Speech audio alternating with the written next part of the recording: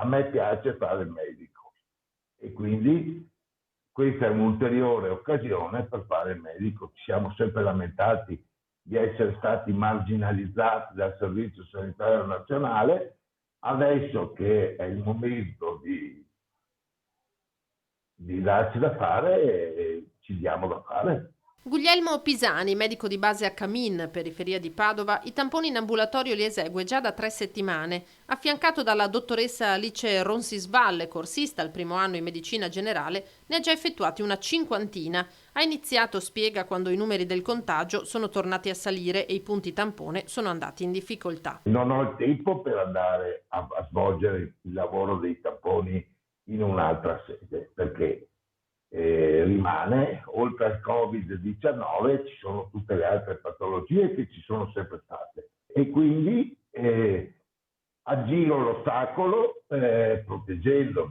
la dottoressa qui presente e concentrando questi pazienti con un LAS al di fuori dell'orario di ambulatorio e concentrandoli alla fine del mio orario di ambulatorio, quando poi posso sanificare l'ambiente e con un intervallo tra i vari pazienti adeguato. Li ha fatti gratuitamente i tamponi, dottor Pisani, ben prima che per questa prestazione venisse previsto un compenso supplementare. Non è questo il motivo per cui mi sono impegnato nei tamponi, come non è questo il motivo per cui ho aderito alle campagne vaccinali per l'influenza, per il pneumococco prima. Non è una questione di denaro. Una decisione presa con naturalezza nell'ambito del lavoro quotidiano che porta avanti da anni. È uno strumento il tampone, è uno strumento nelle mie mani, come è uno strumento lo sfigomanometro, come è uno strumento